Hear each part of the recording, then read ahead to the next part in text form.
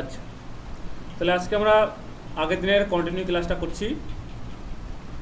11 থেকে অঙ্ক শুরু হবে। আজকে 11 থেকে মোটামুটি 30 না 31টা অঙ্ক আছে, সেটা আমরা করব। তো প্রথমের অঙ্কটা কি হবে? এই যে কি NC4, NC5, NC6 কি আছে না, সমান্তর প্রগতি। এই সমান্তর প্রগতিকে ইংলিশে বলা হয় অ্যারিথমেটিক প্রোগ্রেশন, সংক্ষেপে লেখা হয় এপি। তা সমান্তর প্রগতি থাকলে এন এর মান নির্ণয় করো। এখন সমান্তর প্রগতিটা বা এপিটা বা অ্যারিথমেটিক প্রোগ্রেশনটা আমরা পরের সেমিস্টারে শিখবো। এটা আমাদের এপিজিপিটা পরের সেমিস্টারে রয়েছে। শুধুমাত্র আমি এখানে কয়েকটা কথা বলে দিই, অঙ্কটা করার জন্য যেরকম লাগবে সেরকমই বলি। কনসেপ্ট হলো এরকম, যদি এ কমা বি কমা সি এরা এপিতে থাকে, মানে অ্যারিথমেটিক প্রোগ্রেশন থাকে। এখন এপি কি, সেগুলো কি না কি সেটা আমি বলছি না, সেটা এখন জানার দরকারও নেই, সেটা আমরা পরবর্তী ক্লাসে জানবো। এখন শুধুমাত্র এই অঙ্কটা করার জন্য আমাদের কি করতে হবে সেটা বলছি। তাই বললাম, যদি এ বি সি এরা এপিতে থাকে তাহলে কি হবে? তাহলে কন্ডিশন হলো যে এই যেখানে এটা হলো ফার্স্ট টার্ম, এটা ফার্স্ট টার্ম, এটা সেকেন্ড টার্ম, এটা থার্ড টার্ম। তাহলে নিয়ম হলো 2 into second term is equal two first term plus last term অর্থাৎ থার্ড টার্ম সি। কি বললাম? তিনটে সংখ্যা যদি এপিতে থাকে তাহলে আমরা লিখতে পারবো এই যে 2 into middle term is equal to কী হবে? First term plus third term অর্থাৎ 2b ইকুয়াল টু হবে a প্লাস সি। মনে থাকবে? এটুকু সবাই বুঝতে পেরেছো?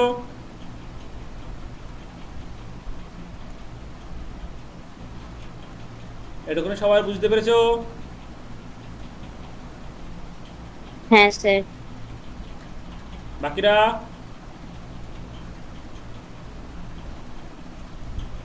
বাকিরা কি চুপচাপ কেন? NC4, NC5, NC6 তো এটা কিসে আছে না এপিতে আছে।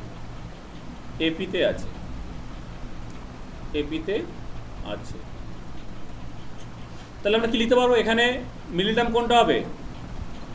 এটা মিডিল টার্ম, মানে এটা আমাদের বি, এটা আমাদের এ, এটা আমাদের সি। তাহলে আমরা এপিতে থাকলে যা শর্ত সেটা লিখতে পারি। কন্ডিশনটা কি? 2 ইন্টু বি মানে 2 into NC5 equal to a plus c অর্থাৎ NC4 প্লাস NC6 এটা হবে, তাই তো? যারা করেছো তারা কিভাবে করেছে তো? ওকে, এবার তাহলে কি করব? জাস্ট ডেফিনেশন অ্যাপ্লাই করব। তাহলে 2 ইন্টু কি হবে? n ফ্যাক্টোরিয়াল বাই কি হবে? n minus 5 factorial into 5 factorial equal কি হবে? এটা n factorial by n minus 4 factorial into 4 factorial plus এটা কি হবে? n factorial by n minus 6 factorial into 6 factorial, তাই তো? এটা কোনো ক্লিয়ার সবাই?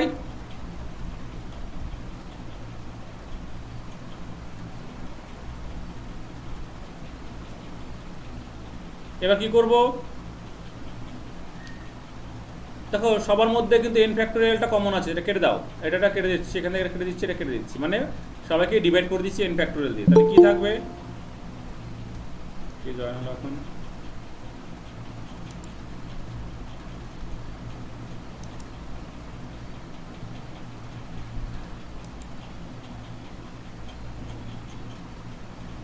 তাহলে এখানে থাকবে এখন 2 বাই, আর এখানে দেখো ভালো করে,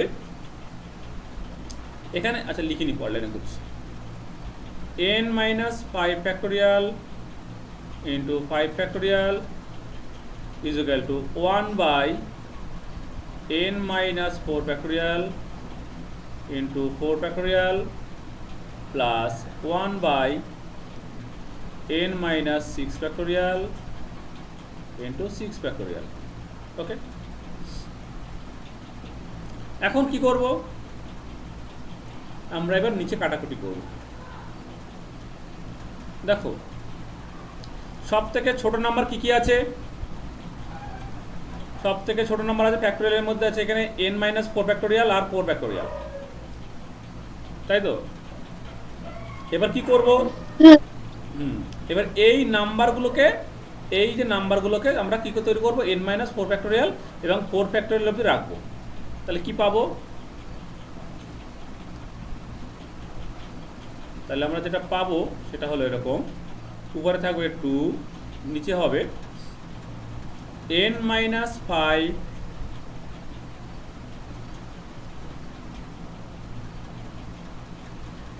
আচ্ছা এটাকে মাইনাস করলে হবে না, তাহলে 6 ফ্যাক্টোরিয়াল হয়ে যাবে।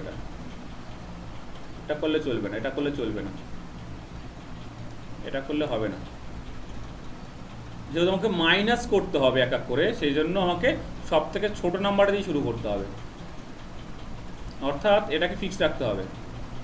n মাইনাস 5 ফ্যাক্টোরিয়ালটা থাকবে, 5 ফ্যাক্টোরিয়াল থাকুক এখানে,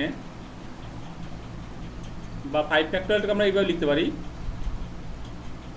5 ফ্যাক্টোরিয়ালকে আমরা লিখতে পারি এইভাবে 5 ইন্টু 4 ফ্যাক্টোরিয়াল ইকুয়াল টু, আর 1 বাই, এই যে এটাকে লিখতে পারি এইভাবে n minus 4 into n minus 4 minus 1, আর একবার করব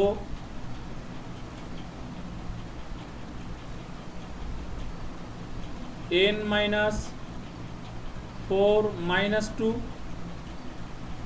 into 4 factorial plus 1 by n minus 6 ফ্যাক্টোরিয়ালটা থাকবে এখানে, আর 6টাকে লিখব 6 ইন্টু 5 ইন্টু 4 ফ্যাক্টোরিয়াল। আচ্ছা এইখানে একটা কাজ করি আমরা, প্রথমে এই জায়গাটাকে এখানে একটু ভেঙে দিই, এইবারটাকে যে n মাইনাস 5টাকে লিখি এইভাবে, n মাইনাস 5 থাকুক এখানে into n minus 5 minus 1 factorial. এর ফলে আমরা কি পাবো,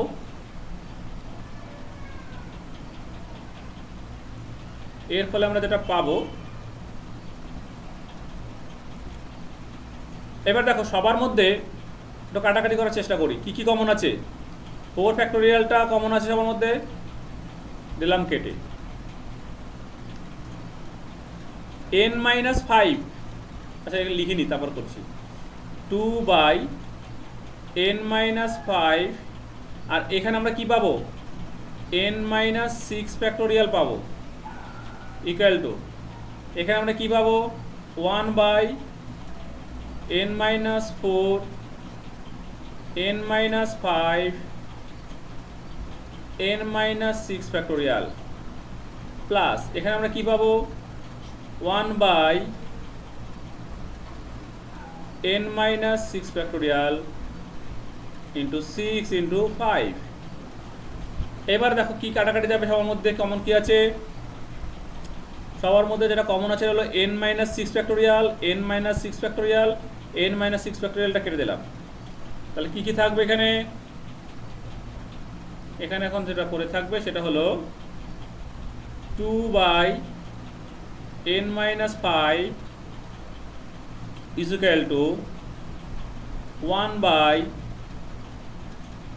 n minus 4 into n minus 5 plus 1 by 30, এরকম কিছু পড়ে আছে।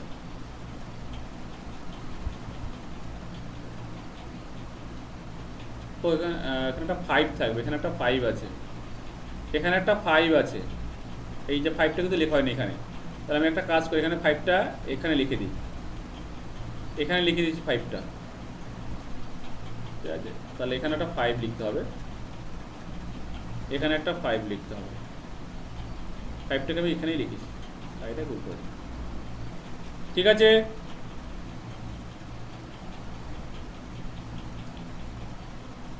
এবার কি করব, এখানটা বেশ বড়, 2/n-5 into 5 minus 1/n-4 n-5 equal to 1/30 করলাম, অর্থাৎ এইটাকে আমরা বাঁদিকে নিয়ে আসলাম, তাহলে মাইনাস হয়ে গেল এখানে। এবার এখানে আমরা লসাগু করে দেব,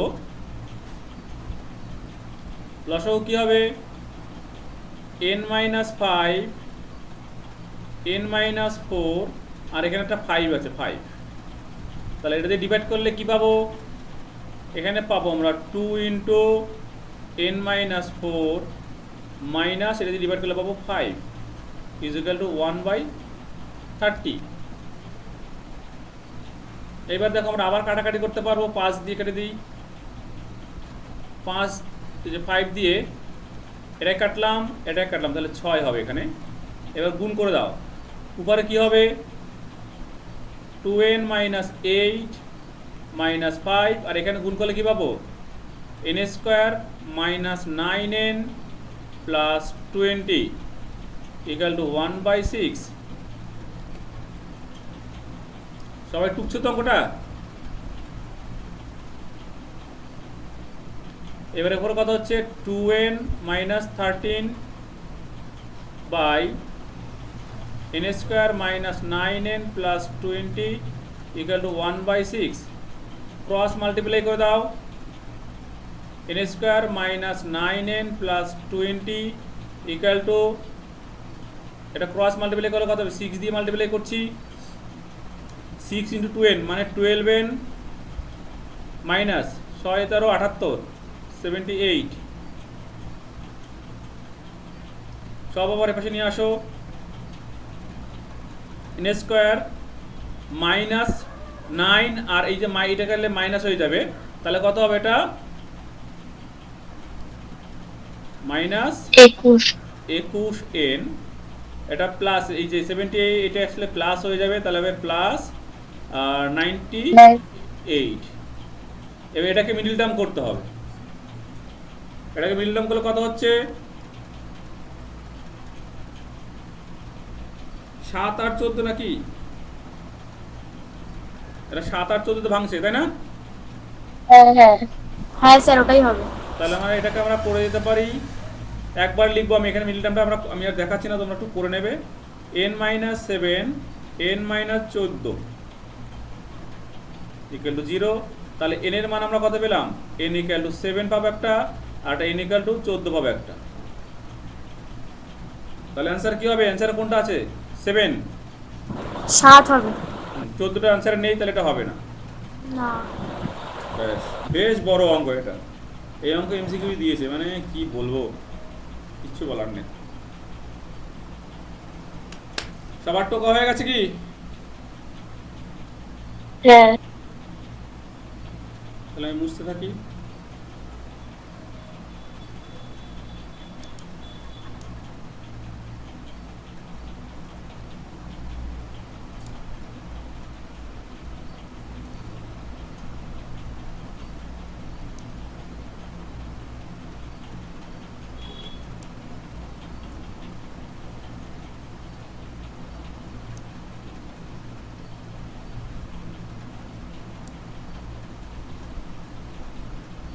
বেশ বড় ছিল অঙ্কটা, বাপরে বাপ।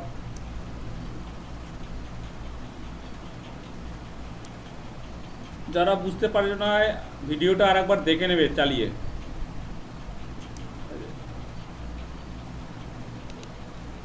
রেকর্ড করা থাকছে, ইউটিউবে গিয়ে একবার দেখে নেবে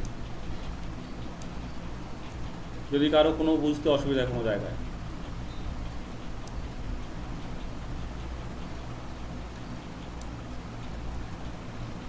এবার দেখো 12 দাগের অঙ্কটা, 12 দাগের একটা অঙ্কের নতুন অঙ্ক আছে, নতুন কনসেপ্টের অঙ্ক।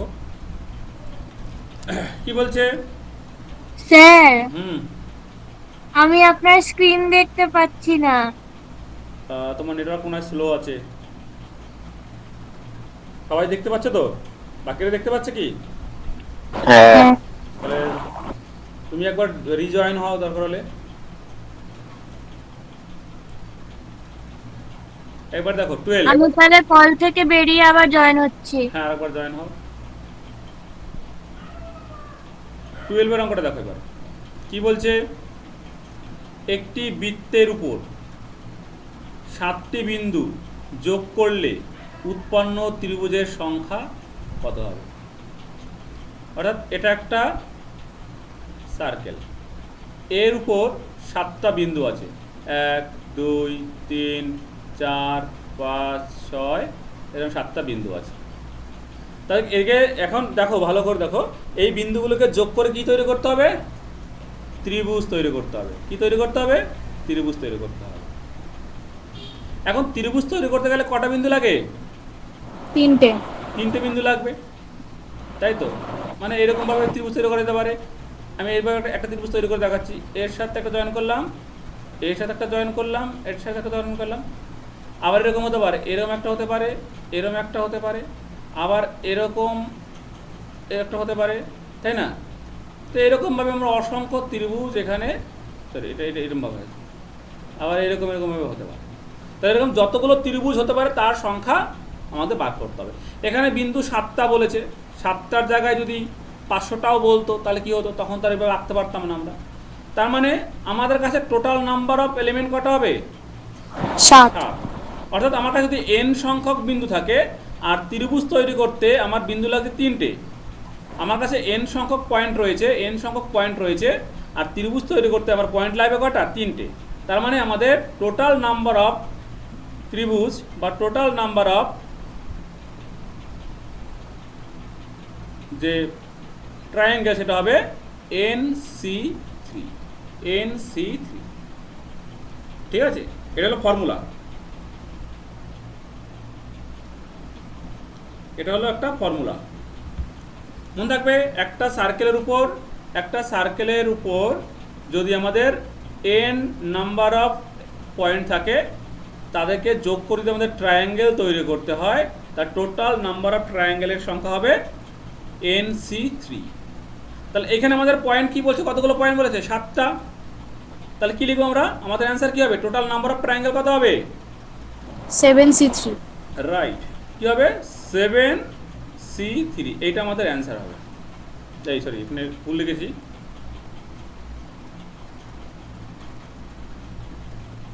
7C3 এইটা আমাদের অ্যান্সার হবে। এটাকে ক্যালকুলেট করলে যেটা হবে সেটা অ্যান্সার। তাহলে এটা আমি মুছে ভালো করে লিখে দিই। সবাই আশা করি জায়গাটা বুঝতে পারছো? সবাই কি বুঝতে পারছো এই জায়গাটা? হ্যাঁ।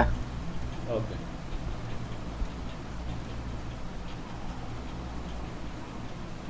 তাহলে 7C3 ক্যালকুলেট করলে কত হচ্ছে? 35। 35। 7C3 এটা আমরা কীভাবে ক্যালকুলেট করবো? 7 ইন্টু 6 ইন্টু কত? 5 বাই 3 ফ্যাক্টোরিয়াল। এখন 3 ফ্যাক্টোরিয়াল আর 6 কাটাকাটি যাবে, তাহলে কত হবে? 35। অপশান হবে সি। হয়েছে? বুঝে দিলাম।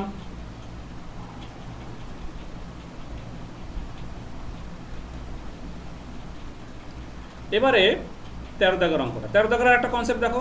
13টা একটা নতুন কনসেপ্ট। একটা পলিগন বহুভুজের, আমি বর্তমানে বাংলায় তারপর ইংলিশে বলছি, n সংখ্যক বাহু বিশিষ্ট বহুভুজের কর্ণের সংখ্যা বাহুর সংখ্যার 3 গুণ হলে n এর মান বার করো। এটা পরে বলছি, আগে আমাদের শর্তটা জানি। কি বলছে? n সংখ্যক বাহু বিশিষ্ট বহুভুজ, ইংলিশে বলা হয় পলিগন। বহুভুজের ইংরেজি হলো পলিগন। অর্থাৎ বহুভুজ কোনগুলো? অনেকগুলো যার বাহু থাকে। যেমন ধরো এটা একটা বাহু, আমি এটা লিখি, এটা একটা, এটা একটা, এটা একটা, এটা একটা, এটাকে কি বলা হয়? এটাকে কি বলে? ষড়ভুজ, তাই না? ত্রিভুজ। আর ভিতরে যদি আমরা গোল দিই তাহলে কি হয়ে যাবে? বেনজিন। বেনজিন। কেমিস্ট্রি কে বলছে এখানে ধর। যাই হোক, এটা বেনজিন হয়ে যাবে, আমাদের কাজ নেই। তো এরকম আমরা অসংখ্য আমরা পেতে পারি। ধরো এই এই এই এই এই এই যা বলে গেল,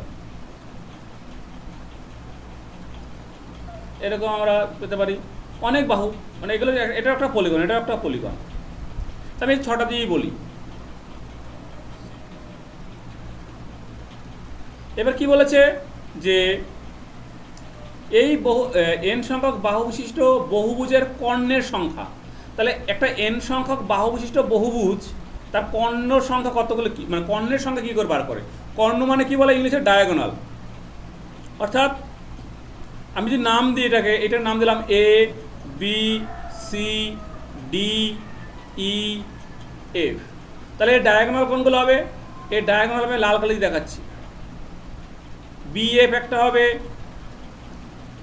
এফ সি একটা হবে, এফ ডি হবে, 3টে ডায়াগোনাল পাবো এখানে। বি এফ, তারপরে এফ সি, তারপরে এফ ডি, এই 3টে ডায়াগোনাল। এই যে কালো কালি এইটা, এগুলো কিন্তু সাইড, এগুলো কিন্তু তার বাহু, এগুলো কিন্তু ডায়াগোনাল হবে না, মনে থাকবে। তাহলে একটা ডায়াগোনাল বা কর্ণ পেতে গেলে আমাকে কটা পয়েন্ট যোগ করতে হচ্ছে? বলছো ভালো করে বলো। একটা কর্ণ বা একটা ডায়াগোনাল পেতে আমাকে কটা পয়েন্ট যোগ করতে হচ্ছে? দুটো পয়েন্ট যোগ করতে হচ্ছে। এইবার মনে করো আমি এইটা দিয়ে দেখাচ্ছি, তারপরে এন দিয়ে বোঝাচ্ছি। তাহলে এখানে আমি 6টা বাহু, আমার এখানে এই যে বহুভুজটা আছে তার টোটাল সাইড হলো 6। আর একটা কর্ণ পেতে গেলে, একটা ডায়াগোনাল পেতে গেলে আমার পয়েন্ট লাগবে কটা? দুটো। আমার টোটাল নাম্বার অফ ডায়াগোনাল হওয়ার কথা ছিল 6C2, তাই তো?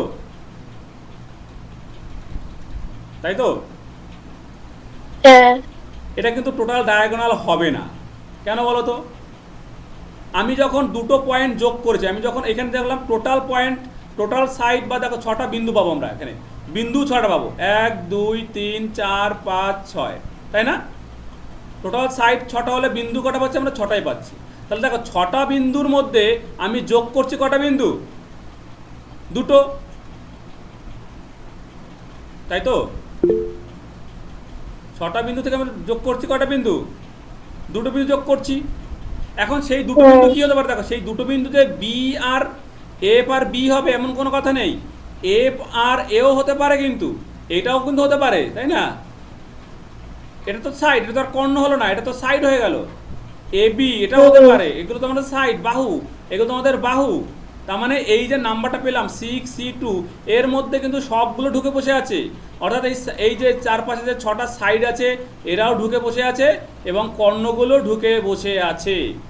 তার মানে শুধু কর্ণ সংখ্যা পেতে গেলে আমার কী করতে হবে? এই সাইডগুলোকে মাইনাস করতে হবে, এই সাইডগুলো কী করতে হবে? মাইনাস করতে হবে। তাহলে কটা সাইড আছে এখানে? 6টা আছে, তাই তো? তার মানে 6C2, এটা দিয়ে আমরা কি পাবো? সরলরেখা পাবো। যতগুলো সরলরেখা পাওয়া যায়, দুটো বিন্দুকে যোগ করতে সরলরেখা পাই, দুটো বিন্দুকে যোগ করতে আমরা সরলরেখা পাই। তাহলে 6C2 মানে যতগুলো সরলরেখা পাওয়া যায় এখানে, অর্থাৎ এখানে 6টা সপাশের 6টা সাইড প্লাস আর 3টে কর্ণ, এটা সবাই সরলরেখা। অর্থাৎ আমরা এখানে টোটাল 9টা পেলাম, টোটাল 9টা সাইড পেলাম। মানে এখানে থেকে তুমি ক্যালকুলেট করো, তুমি 9টাই পাবে। তুমি দেখো কত হবে? 6 × 5/2, 2 ফ্যাক্টোরিয়াল মানে 2, কাটাকাটি করো না, আরও করা যাবে, আরও যোগ করা যাবে, আরও যোগ করা যাবে এখানে, আরও এইভাবে যোগ করা যাবে, তাই না? এইভাবে যোগ করা যাবে, এইভাবে যোগ করা যাবে, অনেকগুলো যোগ করা যাবে, অনেকগুলো যোগ করা যাবে এখানে। তাহলে কত হচ্ছে এটা? 3। তার মানে 15টা আমরা সরলরেখা পাবো, 15টা আমরা এখানে সরলরেখা পাবো, 15টা আমরা এখানে সরলরেখা পাবো। কিন্তু 15টা সরলরেখা তো আমাদের এখানে, আমাদের তো সব সরলরেখা লাগবে না, আমাদের চাইছে শুধুমাত্র কর্ণের সংখ্যা, মানে এই জিনিসগুলো আমার চাইছে। এরকম যতগুলো কর্ণ করা যায়, এখানে যেমন 3টে কর্ণ পেলাম, আরও কর্ণ হতে পারে। তার কি করতে হবে? আমাদের কি করতে হবে? এই চারপাশ থেকে এই সাইডগুলোকে এই পাশে সাইড, এ পাশের সাইড, এ পাশের সাইডটাকে কী করতে হবে? মাইনাস করতে হবে, কারণ এগুলো আমার কর্ণ হবে না, এগুলো আমার কর্ণ হবে না, এগুলো আমাদের সাইড হবে। তার মানে 15 থেকে আমাদের মাইনাস করতে হবে 6। তার মানে টোটাল যে ফর্মুলাটা দাঁড়ালো সেটা কি, ফর্মুলাটা তাহলে কি বলি, যদি আমার কাছে n সংখ্যক পয়েন্ট থাকে বা n সংখ্যক বাহু থাকে বা সাইড থাকে, যাই হোক না কেন, বাহু বা সাইড, তাহলে তাদেরকে যোগ করলে দুটো পয়েন্টকে যোগ করলে আমরা একটা কী পাবো, একটা সরলরেখা পাবো, একটা সরলরেখা পাবো। তার মানে একটা সরলরেখা পেতে গেলে আমাকে দুটো করে পয়েন্ট যোগ করতে হবে। তাহলে total number of side, total number of সরলরেখা, টোটাল নাম্বার অফ স্ট্রেট লাইনের কত হবে, NC2। এখন এই NC2 থেকে টোটাল নাম্বার অফ বাহুটাকে মাইনাস করতে হবে। টোটাল নাম্বার অফ এই বাহুকে মাইনাস করলে আমরা কি পাবো, যেটা পাবো সেটা হবে কর্ণের সংখ্যা। সেটা কি সংখ্যা হবে, কর্ণের সংখ্যা। ঢুকলো মাথায়? কনসেপ্টটা বুঝতে পারছি আমি, একদম সব জিওমেট্রিক্যাল কনসেপ্ট। তাহলে এটা মুছে দিই, তারপরে আমি অঙ্ক করছি। তাহলে আমি আরেকবার ফ্রেশ করে লিখে দিই, ফর্মুলাটা সবাই লিখে নেবে।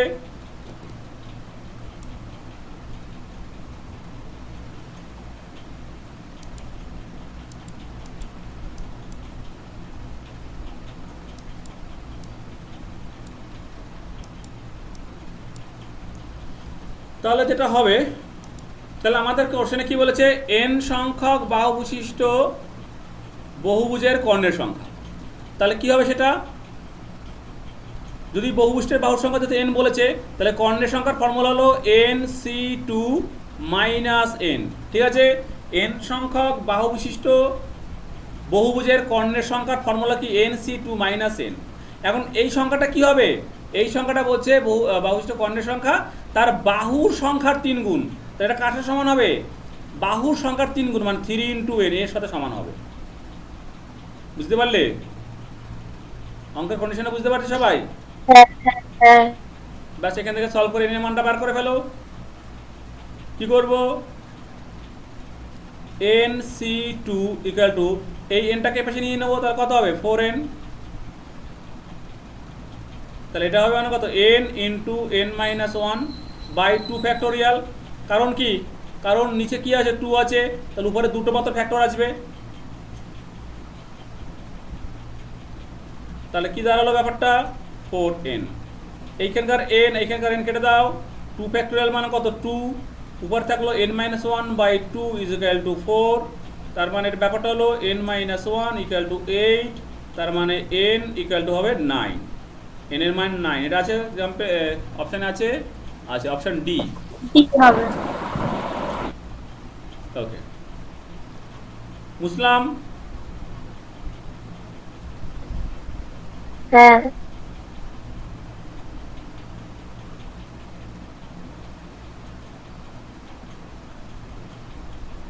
পরের প্রশ্ন দেখো, এগুলো কয়েকটা জিওমেট্রি অঙ্ক দিয়েছে এখানে। 14, একটি বৃত্তের উপর 21টি বিন্দু প্রদত্ত, মানে দেওয়া আছে, ওই বিন্দুগুলি দ্বারা কতগুলি জ্যা অঙ্কন করা যাবে। তার মানে একটা সার্কেল আঁকো, তাহলে বুঝতে পারবে। এরকম এর মধ্যে কতগুলো বিন্দু আছে, 21খানা বিন্দু আছে। আমি অল্প কয়েকটা বিন্দু নিয়ে বুঝাই। এরকম বিন্দু আছে 21টার মতো। এখন জ্যা, ইংলিশে বলা হয় কর্ড, জ্যা এর ইংলিশ হলো কর্ড। তাহলে জ্যা মানে কি বা কর্ড মানে কি, যে দুটো বিন্দুকে যোগ করলে আমরা একটা কর্ড পাই, তাই তো। কর্ড মানে একটা সরলরেখা, তো কর্ড মানে কি, একটা সরলরেখা। তার মানে এটা একটা কর্ড হতে পারে, এটা একটা কর্ড হতে পারে, এটা একটা কর্ড হতে পারে, এটা একটা হতে পারে, এটা একটা হতে পারে, এটা একটা হতে পারে, এরকম অসংখ্য হতে পারে। সেই নাম্বারটা আমাদের বার করতে হবে। তার মানে একটা সার্কেলের উপর যদি n সংখ্যক পয়েন্ট থাকে এবং তার কর্ড বা জ্যা বার করার ফর্মুলা হলো NC2। ঠিক আছে, এটা কিন্তু সার্কেল। আগেরটা বলছিলাম বহুভুজ, বাহু, এরকমভাবে বাহু ছিল বলে আমাদের NC2 - n করতে হয়েছিল কর্ণের সংখ্যার জন্য। এটা আগে ছিল কর্ণের সংখ্যা, এখন সার্কেলের উপর বিন্দু আছে এবং কর্ড বার করতে বলছে। তাহলে কর্ড বার করার ফর্মুলা হলো NC2। তাহলে আমাদের বিন্দু কতগুলো বিন্দু বলেছে, 21টি। তাহলে টোটাল কর্ড বা জ্যা কত হবে, 21C2 21C2, তাই তো। তাহলে অ্যান্সার কত হবে, 21 × 20/2 ফ্যাক্টোরিয়াল মানে 2। কাটাকাটি করে দাও 10, তার মানে 200 10খানা আমরা কট পাবো, অর্থাৎ বি অপশন।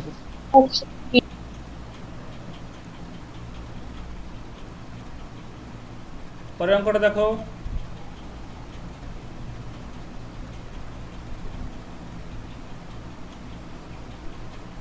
এবার 15 দাগের অঙ্কটা দেখো।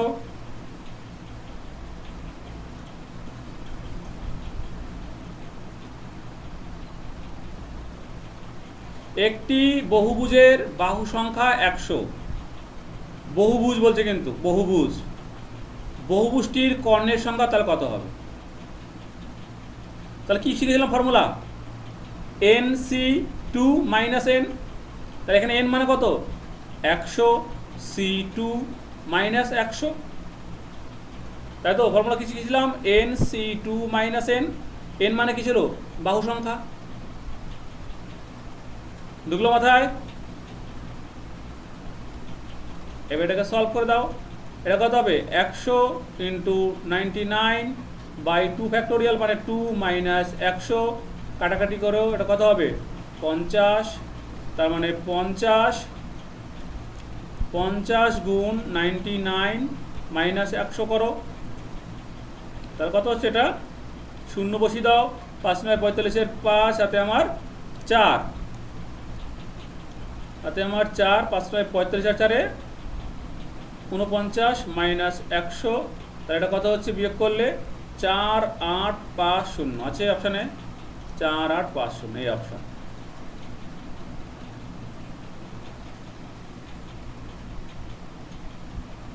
হয়েছে? বুঝবো?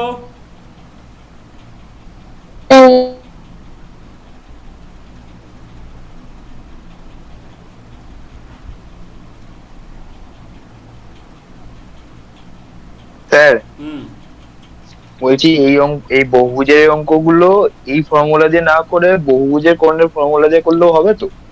হ্যাঁ, তোর তো অপশান না, অপশান টেস্ট করতে বলেছে ভাই তোকে এখানে। এটা তো আগের আগের মতন করে হলে, মানে আগের সিস্টেমটা তোকে এইভাবে করে দেখাতে হতো। বুঝতে আচ্ছা। পেরেছিস? এবার যেহেতু অপশান হ্যাঁ, বলেছে, তুই যেমন খুশি বার করতে পারিস, সেটা কোনো ব্যাপার না। তোর অপশান তো রাইট মারতে হবে শুধু। আচ্ছা। এইভাবে শিখে নে, এইভাবে শিখে নে, ভালো হবে, ঠিক আছে? কারণ পরবর্তী গেলে না অসুবিধা হবে। এগুলো যেগুলো বলছি এগুলো বুঝতে পারছিস তো? হ্যাঁ। ঠিক আছে। এবার 16 দাগের অঙ্কটা কি বলছে? আচ্ছা, 2nc3 is to nc2 equal to 44:3। তাহলে কি বলতে? তাহলে আর এর কোন মানের জন্য এনসিআর এর মান হবে 15? তাহলে আমরা আগে এইখান থেকে এনটা বার করি। এইখান থেকে আমাদের আগে এন বার করতে হবে। তো কি করে বার করব?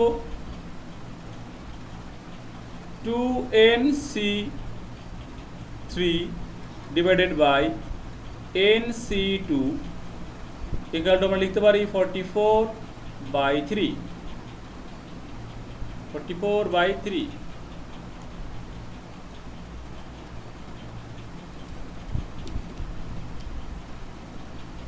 তাহলে কি হবে? ডেফিনেশন অ্যাপ্লাই করে দিই।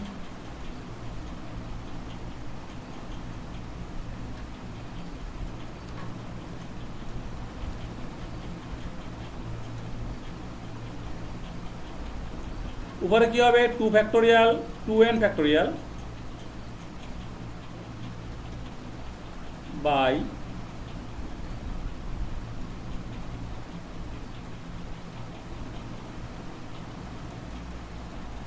একবার করে দেবো, আচ্ছা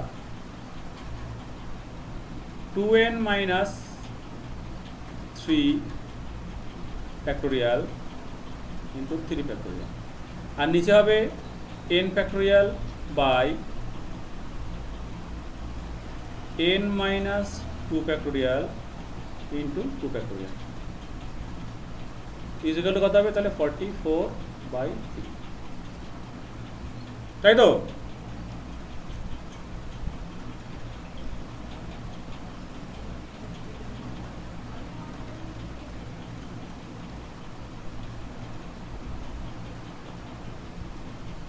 এবারে আমরা এটাকে সলভ করি।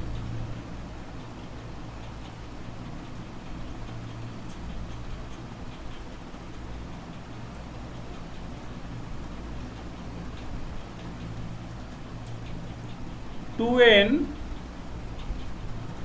ফ্যাক্টোরিয়াল বাই, এটাকে লিখছি কত বলো, 2n minus 3 factorial into 3 factorial মানে 6 into, আর এটা কি হবে, এই পার্টটা কি হবে, এই পার্টটা উল্টে যাবে, এবার গুণ করলে উল্টে যায় এটা, তাহলে এটা হবে n minus 2 factorial into 2 by n factorial is equal to 44 by 3। এরকম হবে তো, যারা করেছিস তারা এইভাবে করেছিস তো? হ্যাঁ। ব্যাস, এবার এটাকে ক্যালকুলেট করলে হয়ে যাবে। ক্যালকুলেশনটা বেশ জটিল আছে একটু।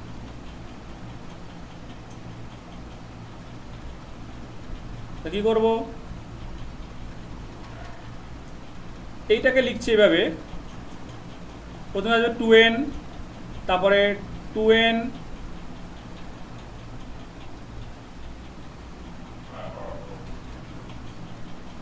minus 1, 2n minus 2, 2n minus 3 factorial. আর নিচেটা আমরা কত পাবো, সেই একবার করলেই মানে ভালো হতো, করে তখন পেয়েছে কিছু করার নাই, 6 লিখলাম ইন্টু, আর উপরেরটা যেমন আছে আমার থাকুক n minus 2 ফ্যাক্টোরিয়াল থাকুক ইন্টু 2, আর nটাকে লিখলাম এভাবে n into n minus 1 n minus 2 factorial equal to 44 by 3। আশা করি সবাই বুঝতে পারছো এই জায়গাটা। এবার কাটাকাটি করি একটুখানি। কাটাকাটি করলে কি পাবো, এর সাথে এটা কেটে যাবে, এর সাথে এটা কেটে যাবে, আর এইখানে এটার সাথে এটা কাটবে, আর কি কাটছে, n এর সাথে n কাটবে, দেখো এই n এর সাথে এই nটা কেটে গেল,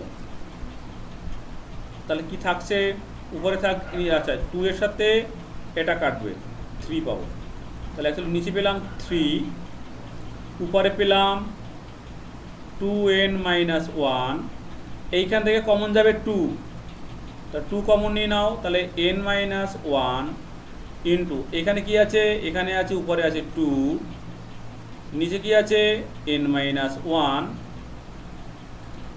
ইজ ইকুয়াল টু কত হবে, 44 বাই 3। এবার দেখো আরও কাটাকাটি যাবে, এবার এর সাথে এটা এটার সাথে এটা কাটলো, 3 এর সাথে 3 কেটে গেল, তাহলে কি থাকলো,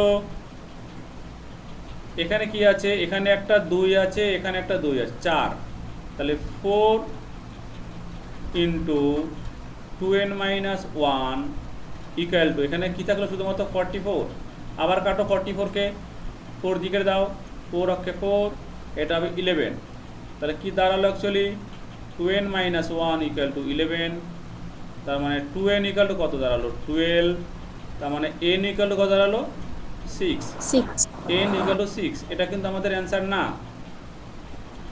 আমাদের বলছে যে কই গেল অঙ্কটা, কই গেল, এই যে এইখানে বলছে, তাহলে আর এর কোন মানের জন্য NCR এর মান হবে 15, অর্থাৎ আমাদের আর এর মান বার করতে হবে, এখানে আর এর মান বার করতে হবে। এখন আমরা এখানে n এর মানটা বসিয়ে দেবো, তাহলে NCR ইকুয়াল হবে 15, আমাদের বলছে NCR হবে 15, তার মানে n এর মান আমরা বার করেছি, n এর মান আমরা বার করতে কত 6 CR ইকুয়াল টু 15 এরকম। তারপর কি হবে, তাহলে এখান থেকে আমাকে আর এর মানটা বার করতে হবে, তাহলে করো, কি করে করব, ডেফিনিশন অ্যাপ্লাই করে দিই, 6 ফ্যাক্টোরিয়াল বাই আচ্ছা এখানে একটা কাজ করি, অপশান টেস্ট করি, ঠিক আছে, নাহলে বেশ বড় হয়ে যাবে অঙ্কটা। অপশান টেস্ট করে দাও এখানে। অপশান আর এর মান কি কি আছে বলো তো? 3 4 5 6। আর এর মান আছে 3 4 5 6। এবার দেখো এখানে আর এর জায়গায় ভ্যালুগুলো বসিয়ে দেখো কার কার বেলায় 6 হয়, 15 হয়। 6 C3 আমি প্রথমে বসাই, এটা আমরা ক্যালকুলেট করে জানি। কী করে ক্যালকুলেট হবে? 6 ইন্টু 5 ইন্টু 4/3। এখান থেকে কি 15 আসবে?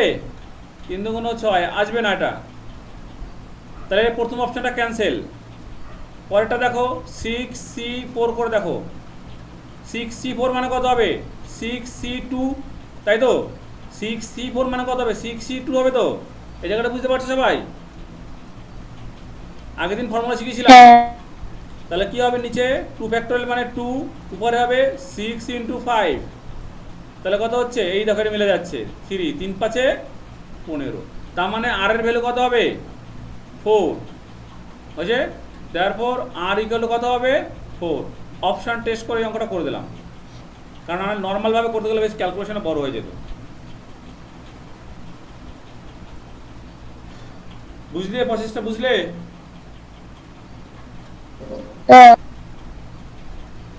বুঝলাম তাহলে।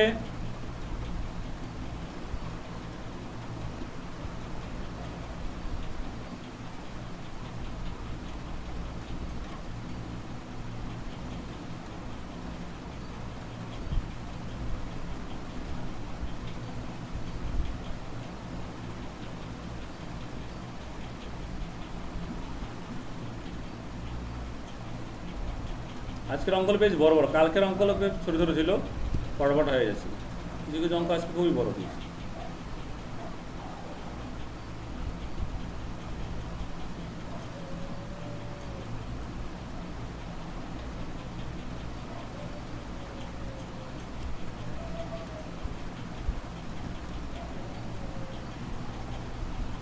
তারপরে অঙ্কটা সবার হয়েছে? হ্যাঁ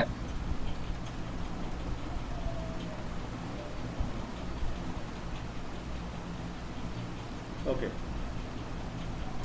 তাহলে 15 হয়ে গেল, 16 হয়ে গেল, 17। এবার 17 দেখো,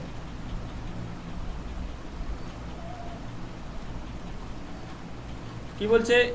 NC3 plus NC4 greater than N+1 C3 হয়, তাহলে এর মধ্যে কোনটা রাইট হবে? এটা না কোনটা দেখতে হবে না। তাহলে আমরা ডেফিনিশনে অ্যাপ্লাই করি। এখানে উপরে কি লিখবো? n into n-1 into n-2 by 3 factorial. Shortcut formula apply করছি। এখানে 4 চারটে লিখতে হবে, n into n-1 into n-2 into n-3। Sir, by 4 factorial. এটা তো ডাইরেক্ট ফর্মুলায় আসছিল। ডাইরেক্ট ফর্মুলা এসেছিল? হ্যাঁ, মানে n+1 c আর এর যে ফর্মুলাটা ছিল ওটাতে আসছে। সেটা ইকুয়াল টু হতো এখানে তবে, মানে এখানে গ্রেটার দ্যান লেস দ্যান দিছে তো। হ্যাঁ, মানে এই পাশেরটা দিয়ে ওইটা এনে তারপরটা হিসাব করলে তো হয়ে যেত। এখানেও অপশন টেস্ট করে বলা যেতে পারে। দেখো না, এইভাবে করে ফেলছি, তখন এইভাবে করে ফেলি,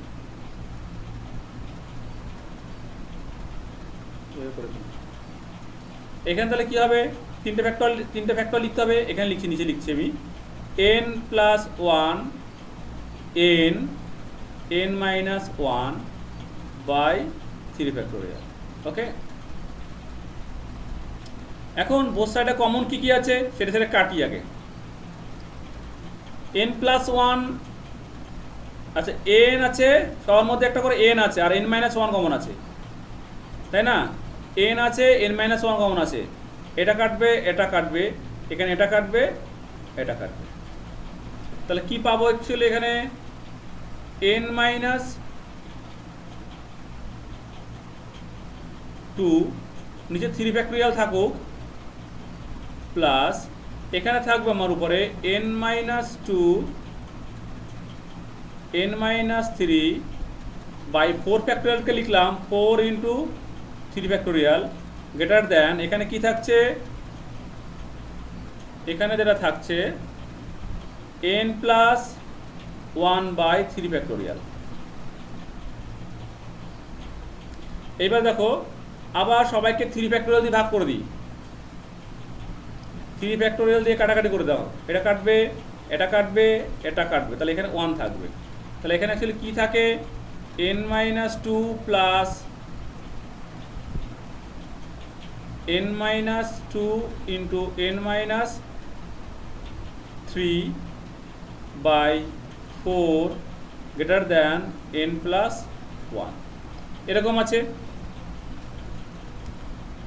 তাহলে এখানে কি করব, লসাগু করে দাও,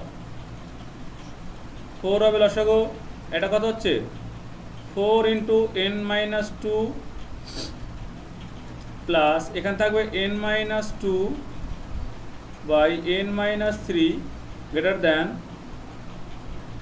n প্লাস 1। তাহলে এখানে আমরা কমন কি নিতে পারি,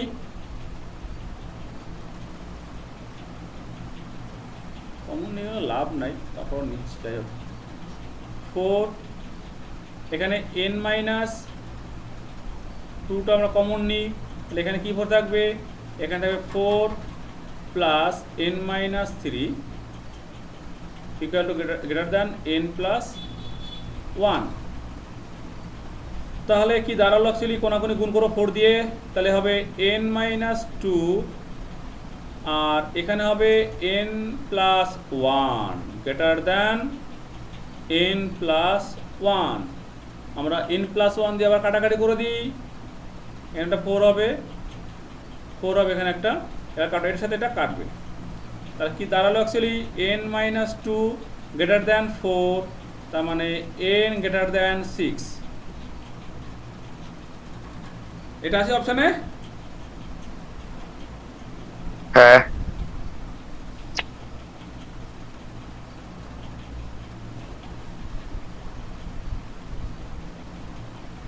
বুঝলাম, তাহলে বুঝবো।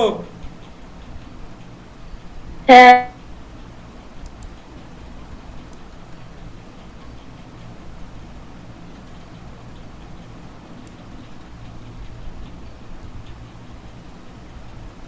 আজকে হবে না তো অঙ্ক, আমি ভাবলাম মানে ছোটো ছোটো অঙ্ক হবে, ফটাফট ফটাফট শেষ করে দেবো। ও বাবা, 10টা অঙ্ক করতে করতেই 1 ঘন্টা লেগে গেল।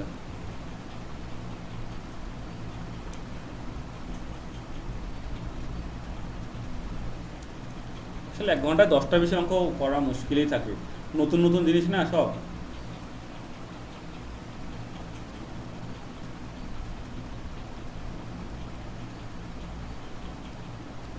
আঠারোটা দেখো,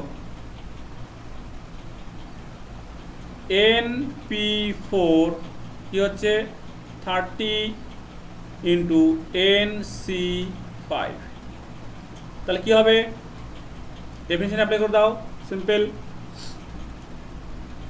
এখানে আমরা ডেফিনেশন অ্যাপ্লাই করলে কি পাবো, n ফ্যাক্টোরিয়াল পাবো বাই n মাইনাস 4 ফ্যাক্টোরিয়াল, তাই এটা NPR, এটা NPR এর ফর্মুলা ইকুয়াল টু, এটা হবে 30 ইন্টু এটা NCR এর ফর্মুলা, অর্থাৎ n factorial by n minus 5 factorial into 5 factorial. এবার আমরা বোথ সাইড থেকে আগে nটা কাটি, n ফ্যাক্টোরিয়ালটা কাটি, আর নিচ থেকে আমরা লিখতে পারবো এভাবে, উপরে 1, এটাকে লিখবো n minus 4 into n minus 4 minus 1 তার ফ্যাক্টোরিয়াল, এইভাবে রেখে দেবো। আর এখানে কি করব, 30 বাই n মাইনাস 5 ফ্যাক্টোরিয়াল, আর 5 ফ্যাক্টোরিয়ালকে আমরা লিখি কত, 120, এখানে 120 লিখে দাও, 120 লিখে দাও। এবার কাটাকাটি করো, আচ্ছা পড়লাইনে করছি, লিখে নিই, n by n minus 4 n minus 5 তার ফ্যাক্টোরিয়াল হবে, আর এখানে আমাদের কি থাকছে 30 by n minus 5 factorial into 120। এবার আমরা কাটবো। এবার আমরা কাটাকাটি করলে কি পাবো? কাটাকাটি করে দাও। n minus 5 factorial, n minus 5 factorial কাটলো 30 অক্ষে 30, 4 30 120। তাহলে কি দাঁড়ালো? n 1 by n minus 4 equal to 1 by 4। তাহলে ক্রস মাল্টিপ্লাই করে দাও। n minus 4 equal to 4, n equal to 8। এটা আছে অপশানে? C option C.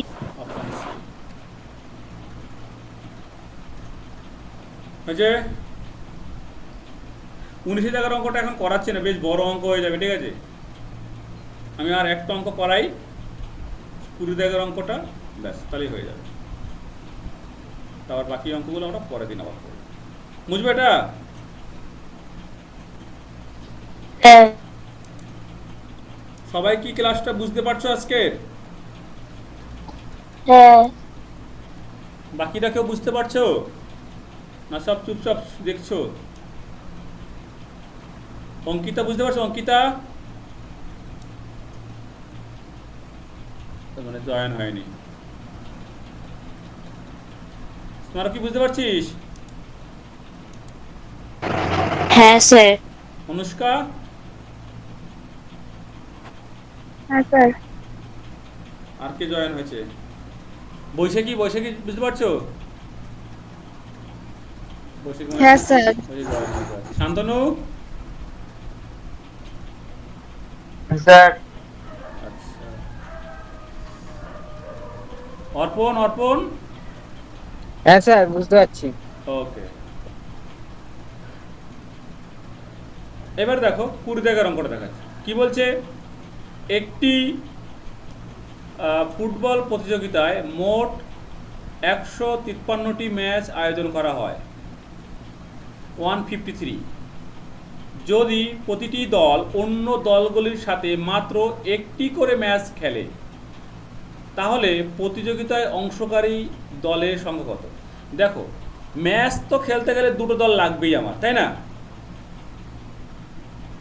একটা ম্যাচ খেলতে গেলে দুটো দল লাগবে না?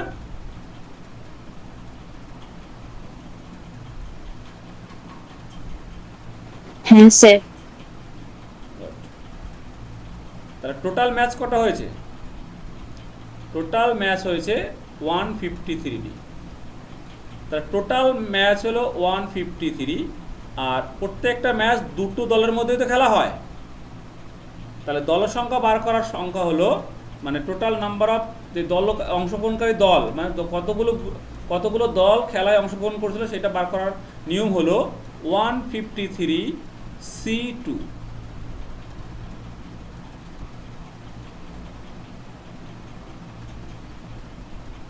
এটা কি ঠিকঠাক করলাম আমি?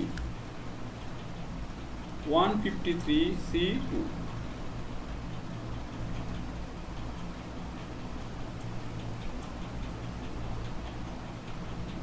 না, এখানে তো ঠিকঠাক হলো না। দল সংখ্যার সাথে এটা তো হলো না। টোটাল 100, এটা ভুল করেছে, আর একটু ভুল করে ফেলছে এখানে।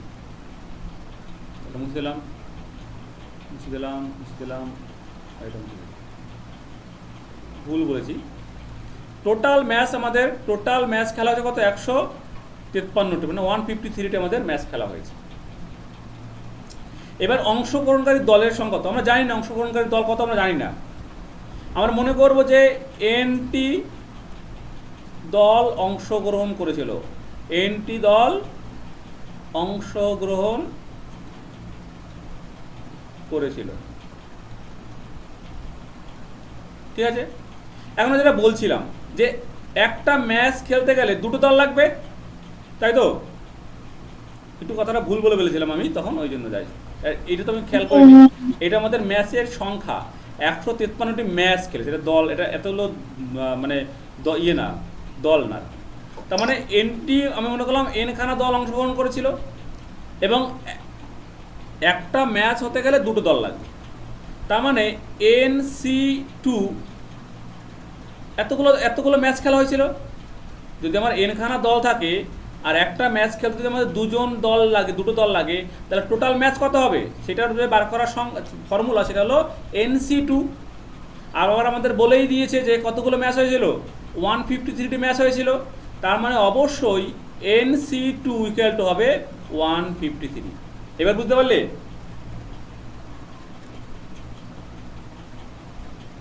হ্যাঁ ব্যাস এটা ক্যালকুলেট করো তাহলে হয়ে যাবে।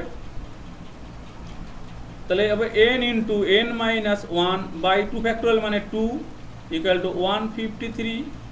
এটাকে ক্রস মাল্টিপ্লাই করে দাও আর এখানে গুণ করে দাও, n square minus n equal two কত হবে, 2 দিয়ে গুণ করলে 6, 10 শূন্য হতে আমার 1 3 306। তাহলে n square minus n minus 306 equal to 0। এটাকে এবার মিল টার্ম করো, কত হবে, 306কে ভেঙে 1 আনতে হবে, 18 আর 17 গুণ করো তাহলেই হয়ে যাবে। 18 আর 17 গুণ করলে 306 হয়, অর্থাৎ এটাকে আমরা মিল টার্ম করলে পাবো n minus 18 into n plus 17, এরকম আমরা পাবো ইকুয়াল টু 0। তার মানে এখানে কত হবে, n মাইনাস 18 ইকুয়াল টু 0, আর এখানে হবে n প্লাস 17 ইকুয়াল টু 0। তাহলে এখানে n ইকুয়াল টু মাইনাস 17 যেটা পসিবল নয়, আর n ইকুয়াল টু 18, n এর মান 18 আছে। হ্যাঁ আছে। কত অপশন, অপশন কত, B। Option b. অঙ্কটা বুঝতে পারলে সবাই? আমি মিডিল টার্মটা করিনি, তোমরা মিডিল টার্মটা করে নেবে, আমি তো বলেই দিলাম কিভাবে মিডিল টার্মটা হবে, তোমরা মিডিল টার্মটা একটু করে নিও এবারে। ওকে, 12টা 2 বাজে, তাহলে আজকে এইখানেই সমাপ্ত করি, পরের ক্লাসে আবার বাকি অঙ্ক হবে। হুম